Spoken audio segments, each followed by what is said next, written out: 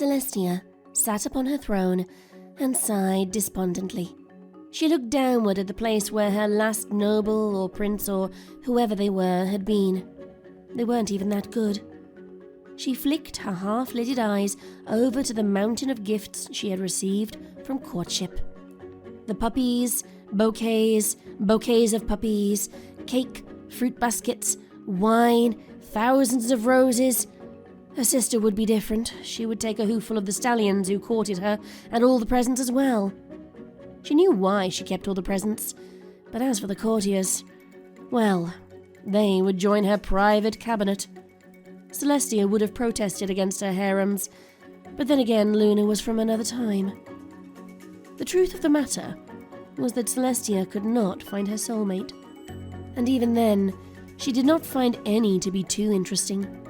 There were nobles who liked to blather on and on and on. There were two kinds of nobles, though. Really young or really old. The old ones were plotting to take her throne, and the young ones only cared about themselves. Then there were the commoners who, bless their hearts, tried too hard. Most of the roses in the pile were from a single stallion who said that he bought out every flower shop of their roses. Celestia did not need to be an accountant to know how much in debt he was. Celestia looked upon the mountain of gifts and wondered how fast she could resend them all. She wasn't one to look a gift horse in the mouth, but taking the gifts while disliking every single last one of them felt rather dishonest. That, and she hated the taste of roses. Celestia was so thusly occupied that she did not notice the doors of the throne room open. She did not notice the crinkle of paper bags steadily growing closer, nor did she notice the mare walking backward toward her. When Celestia finally turned to look back where her last courtier stood to become despondent again, she instead found a mare's rump before her. This simple sight brought the princess's mind to a screeching halt. As she took in what was before her more closely, not that way, you perv, she only found herself more confused. The mare wore paper bags on every hoof, and even one upon her head. Celestia's first thought after looking at all this was, why didn't she go with plastic?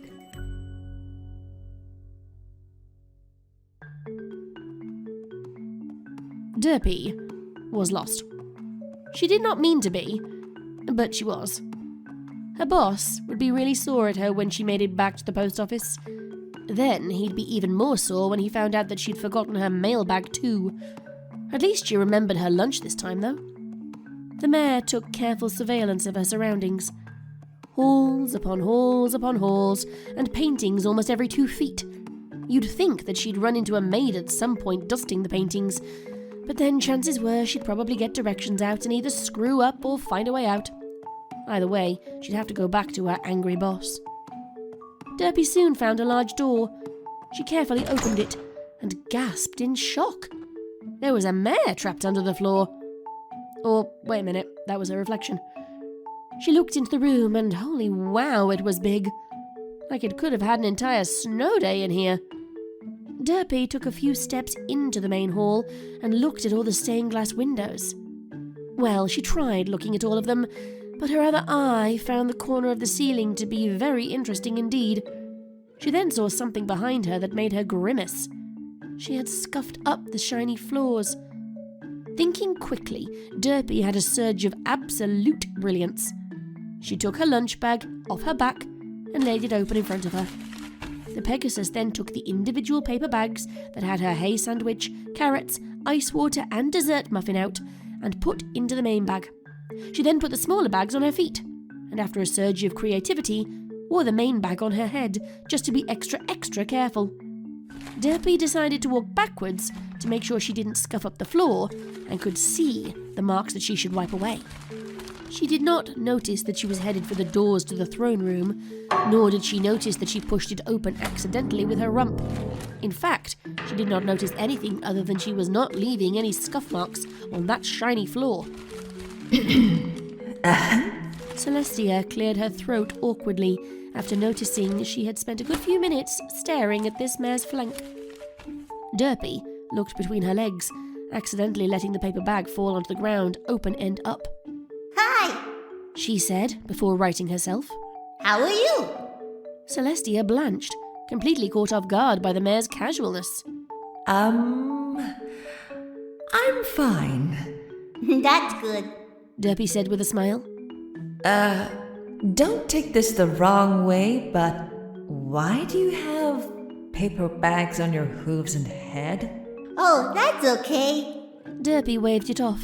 I just didn't want to scuff all your nice floors, and She quickly patted her head for a moment. I don't have a bag on my head though. Celestia did not know why, but she felt herself smile.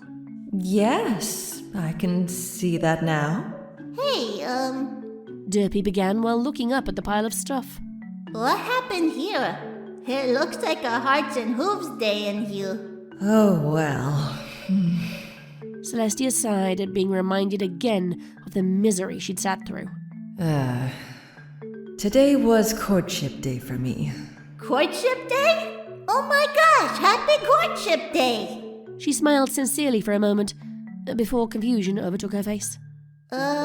What's Courtship day?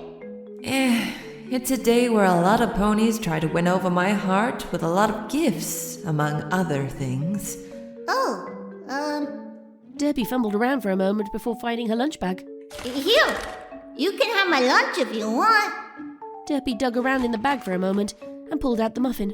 You can even have the entire muffin. Celestia once more found herself lost for words. She accepted the muffin and watched as the mare before her approached her throne. Could you please scoot over? Yes, of course. Celestia replied nervously. Wait, nervously? Celestia contemplated her anxiety while inching her tush over to give Derpy some room. The Pegasus once more dug around her lunch bag and pulled out 2 halves of a sandwich. You can have the bigger one. Sorry, I can't cut even. Celestia took the half into her magic, still contemplating. Carrots are at the bottom of the bag. Derpy said as she took a bite of the sandwich. Meanwhile, Celestia had come to a conclusion. She was sharing her throne and a strange mare's lunch, and she was nervous. What's your name? Derpy asked between chews. Celestia sat agape. Was she being serious? It's, Celestia. She managed to say. Nice to meet you. Derpy replied cheerfully. Mine's Derpy. Celestia stammered. It's nice to meet you, too.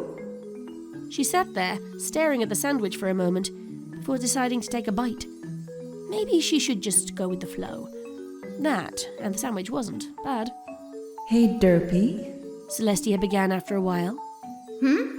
If you were so worried about the floor, why didn't you just fly? Derpy paused for a moment, before giggling like a filly. I guess I just forgot. Once she began to giggle, Celestia found herself being infected by it. Soon the two were laughing about such silly nonsense.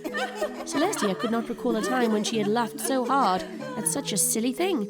So, Derpy said after she had calmed down. what else do you do on Courtship Day? Celestia mused. She'd never really thought about it before. I guess I get to know the ponies. Huh. Derpy swallowed the last bit of sandwich. Well, I guess that makes sense. What do you mean, guess? If they're gonna win your heart, they have to know you first. Otherwise, how can you be friends? The day isn't about making friends, Derpy. Celestia replied after finishing her half as well.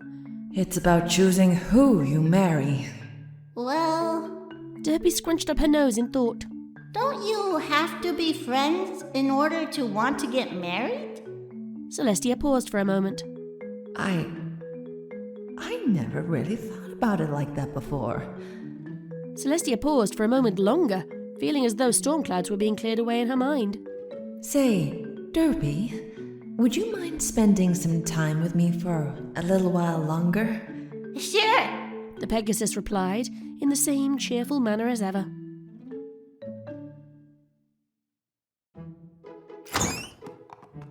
Princess Celestia could not believe what happened today.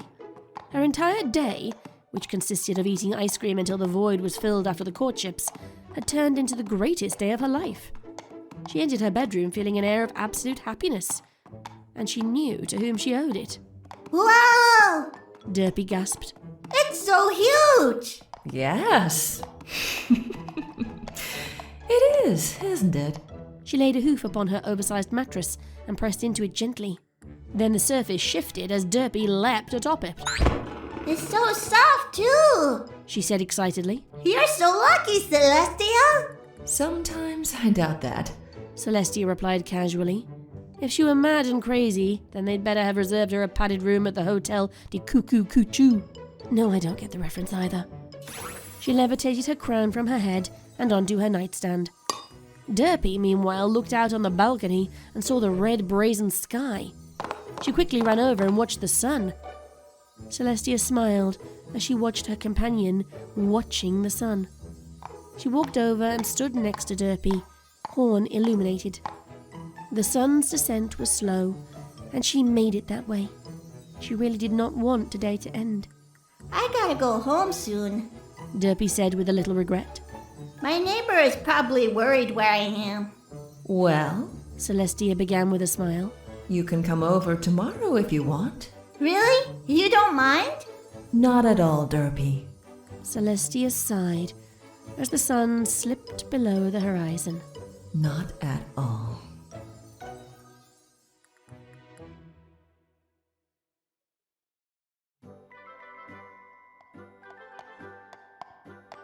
Princess Luna walked through the halls with her spirits at a low. She knew how much of a chore Courtship Day was for her sister. Even before her imprisonment, Celestia always despised the day. The Alicorn of Night could not understand why. The Luna Princess enjoyed the Courtship Day and relished it in the days after it. Perhaps she should loan Celestia a few of her stallions today, just to cheer her up. Any would do, except for Seabiscuit.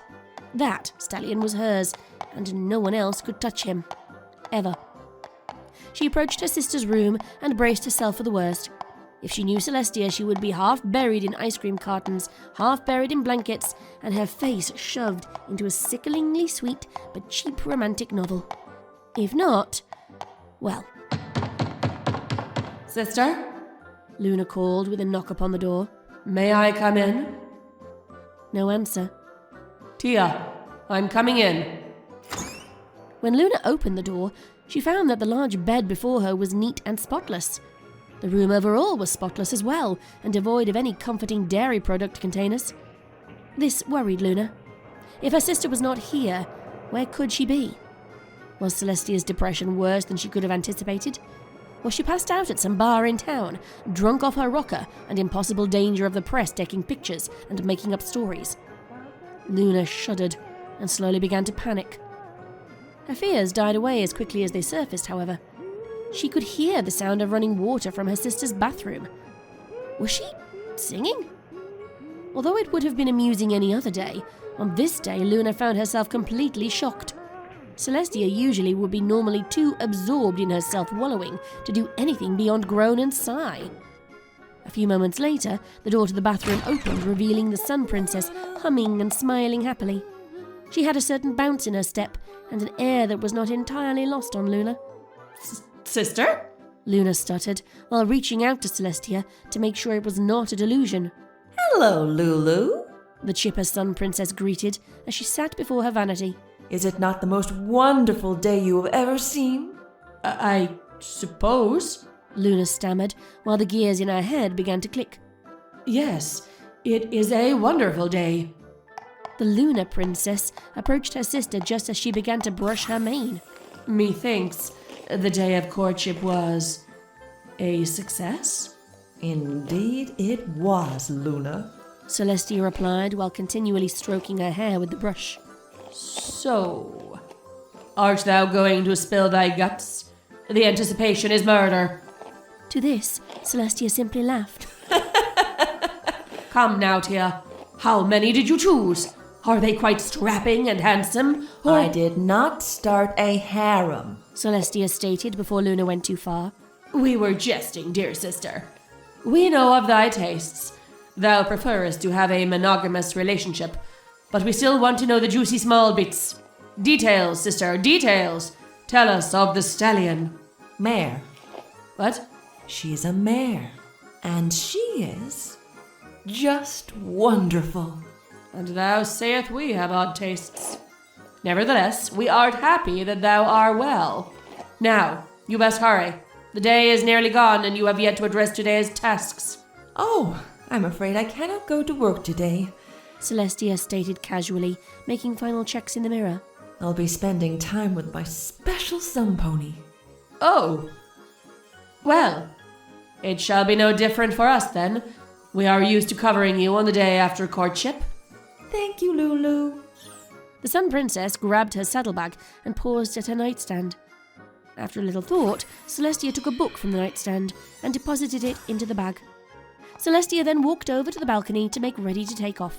Sister, Luna called, carrying Celestia's tiara in her grasp. do not forget this. Oh, I won't be needing it today. Celestia smiled before leaping off the balcony. In her mind, she planned on making just a quick stop to the kitchens. Luna was left on the balcony with a nostalgic expression. Before the sun alicorn was out of sight, however, she called out, Have fun storming the castle. "Ah," she sighed, turning over the tiara. Young love.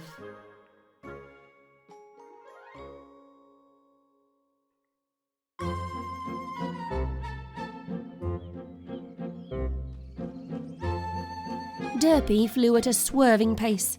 She always found it difficult to fly, but wasn't completely sure why. She had one eye on the sky and the other watching the ground. That way she ran no risk of running into any pony in the sky or the ground. Nevertheless, she had a great day planned out for herself. After all, she'd get to see her new friend. There was only one flaw to her plan. She could not exactly remember where Celestia lived. She said to look for the biggest building in Canterlot, but to the Grey Pegasus they mostly looked the same. She checked out a lot of the taller buildings, but they were mostly hotels, and Derpy did not recognize any of the rooms there. Derpy thought for a moment that she should try the castle, but quickly dismissed that idea. There was no way anyone lived in castles anymore. They were mostly tourist attractions nowadays, and sometimes used for parties or something. Hello, Derpy. A familiar voice called from far above her. Derpy tried looking up that far, but decided it was easier to just turn around. Celestia! Derpy cried joyfully as she flew upside down. It's nice to see you! Ah! Derpy felt her world beginning to spin around her. She tried to steady herself by flailing her forelegs, but ended up falling into a mid-air tumble. Derpy knew the feeling of falling all too well. She knew it would be over quickly, and the best thing to do was let it take its course.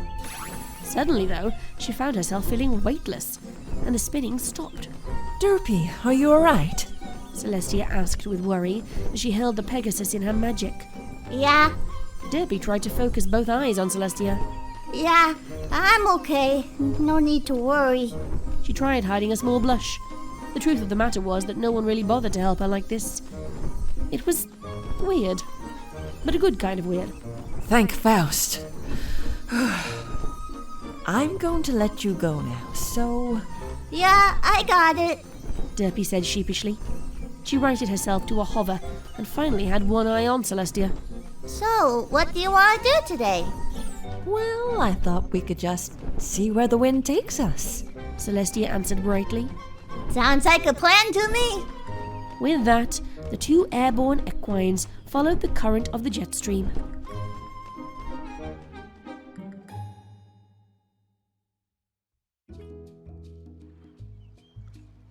Derpy was absolutely happy.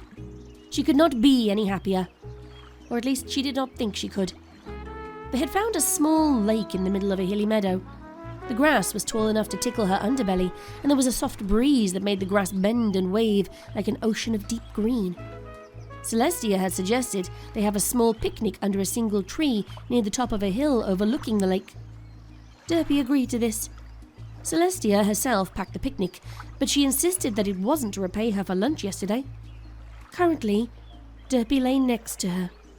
At first, she had felt a little awkward about being that close to another mare, but she actually began to lean against her. Derpy was comfortable with Celestia, but she felt something nagging at the back of her head. It was doubt. What if she accidentally said something wrong? What if she accidentally caused the grass to catch fire? Such things might seem preposterous to others, but when it came to Derpy and her luck, anything was possible. Suddenly, Celestia's wing covered Derpy's comparatively smaller form. This caused the mare to blush and look down at her hooves. She did not know why, but she felt really scared, but also happy at the same time. It was as though she had swallowed a breeze by accident, and it was fluttering around in her belly like no tomorrow. Her face also felt really hot, even though it was not that hot of a day. In fact, most of her body felt like it was on fire. Celestia's feathers were cool against her, and each time she breathed or moved, she could feel a few brush against her, sending tiny shivers down her spine. Derpy? The larger mare said softly. Uh-huh. Derpy hummed, her mouth becoming very dry for some reason. I meant to ask you yesterday, Celestia began with caution. but I wasn't exactly myself, so... What is it? Derpy finally looked up and found her voice somewhere. You do know who I am, right, Derpy? Of course I do. Derpy squeaked, before looking away in embarrassment of her sudden outburst. You're Princess Celestia. Then Celestia mentally held her breath. why didn't you bow down or grovel like any other citizen? Derpy was silent for a moment and found her eyes drawn to a particular patch of grass. Well, one of them found it interesting. The other looked at the sky. Well, I guess I know what it means to be treated separately from any pony else. I mean, being princess is a big job, and just being treated like that all the time? All those ponies staring at you, expecting you to do what they think, not even giving you a chance to do anything different. Always assuming. Derpy forced herself to stop. I'm sorry, princess. You have no need to apologize. I am sorry for ever asking. I should have trusted you. Celestia said in a comforting tone. She leaned in and softly nuzzled the top of Derpy's head. Derpy felt the tips of her wings tingling as she felt Celestia's gentle touch. Her heart was beating so fast, but she strangely felt calm. Hesitantly, she looked back up to Celestia, and for maybe the first time, both eyes truly focused on her. Celestia's smile was so soft and yet so enchanting.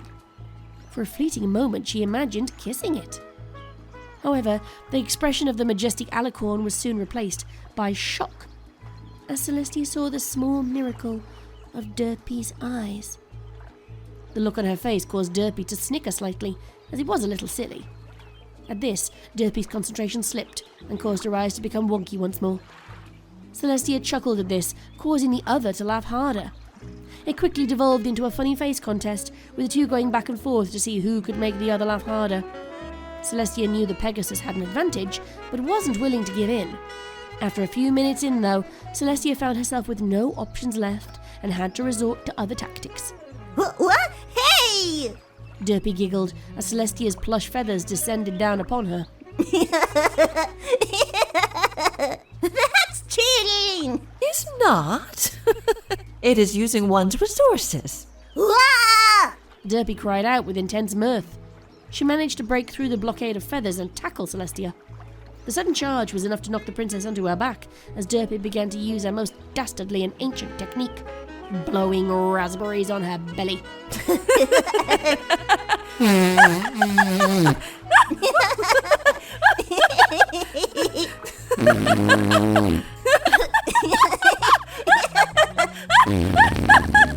Had enough? Derpy asked triumphantly, quickly resorting to a combination of raspberries and tickles from her own wings this time. All right.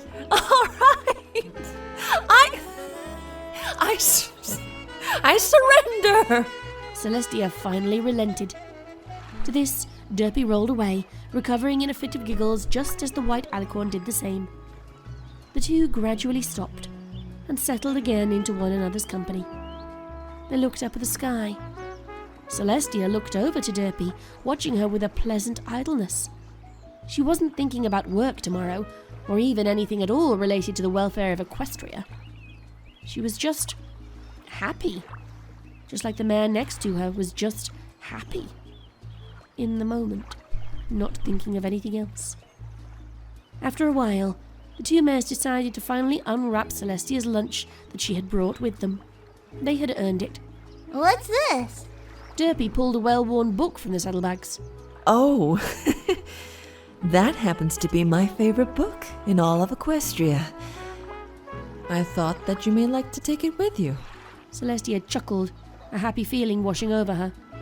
Really? Derpy looked down with surprise at the tome. Thank you, but But? What's wrong? it's a nice gift and I'm really happy, but Derpy's eyes attempted to focus on the mare before her once more, failing in furthering her next point. I can't read very well. Oh. The alicorn's eager mood seemed deflated. Then a sudden thought of absolute brilliance struck her. Would you like me to read it to you then? Would I? Derpy gasped with joy. I'd love to. Celestia almost faltered at hearing that, but maintained her composure. Here, Derpy snuggled up with a satchel of various foods. you can read it while we eat, all right? Of course. Celestia gently levitated the book over to her. What's the story called? Derpy fished out some very appetizing-looking sandwiches. The Princess Bride. Perhaps, in Celestia's mind, she wished that things could have gone differently today. She wished that instead of sitting here by the lake, she would be lying next to an open fire. Laying next to her was the mare beside her now. Then again, she also didn't wish anything to change from this very moment. There would be time for sweet loving later.